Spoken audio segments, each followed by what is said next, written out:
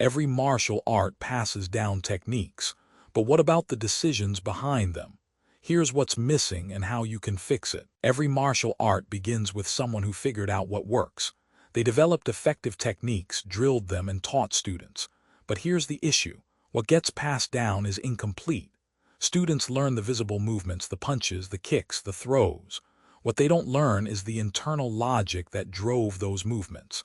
The founder could read an opponent's intent, choose the right response, and adapt to anything. Those skills often stay locked in one mind. This is the transmission problem. It's why 3 students of the same master can end up with 3 different interpretations. The techniques survive, the operations die. To become a complete fighter, you need more than just moves. You need the thinking behind them. First thing lost is recognition. A skilled fighter doesn't just react, they see the fight before it happens. They read posture, weight shifts, tension, and intent. Traditional systems try to build this through endless sparring, but that's slow and uneven.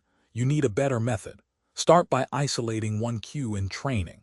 Watch how your partner's weight shifts before they attack. Notice the change in their breathing. Practice seeing these cues deliberately, not just as part of a drill. Over time, this becomes automatic. You're not guessing anymore. You're reading the situation. That's the difference between a fighter who waits and one who acts first. Even when you see the opening, you still need the right response. A master doesn't just have one move for each situation. They have many, and they choose based on conditions. But why one over another? That's the selection criteria. It's often intuitive, but it can be taught. Start by asking yourself, what's my goal here? Are you creating distance, closing it, or controlling the opponent? Each goal changes your choice. Practice with a partner. Give them a specific cue. Then try 2 different responses. Compare the outcomes. You'll start to see patterns. This move works when they're committed forward. That one works when they are off balance. That's selection.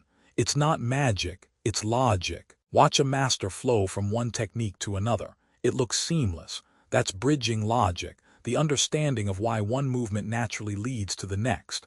Most students learn techniques as isolated blocks. They don't learn the transitions. To fix this, drill sequences that emphasize the connection, not just the end move. For example, after a parry, your hand should already be in position for a strike. Don't reset between moves. Practice linking them until the transition is as smooth as the technique itself. This builds your ability to chain responses in real time. You're not just collecting moves. You're building a flow. The ultimate test is responding to something you've never seen. Traditional systems rely on improvisation, which is just a polite word for guessing. To truly adapt, you need principles, not just techniques. Principles are rules that generate appropriate responses to any condition. For example, control the center line works whether you're punching, grappling, or defending. Drill with unpredictable partners. Force yourself to solve problems using principles, not preset moves. Over time, your brain builds a flexible framework. You stop guessing and start responding correctly, even to novel situations. That's adaptation. That's what separates a technician from a true fighter. You might think writing everything down would solve this, but history shows it doesn't. Old fight manuals describe techniques, but they left out the recognition, selection, and bridging. Some were written in code, requiring oral transmission to decode. Even the clear ones focused on where to put your hands, not how to think. Writing captures what can be seen. It misses the internal operations. That's why you need more than a book. You need a system that teaches the thinking behind the moves. This isn't about memorization. It's about building a mental model that generates correct action. The best fighters don't just know techniques. They know how to think. The transmission problem is real, but it's solvable. Focus on recognition, selection, bridging, and adaptation. Your training will never be the same.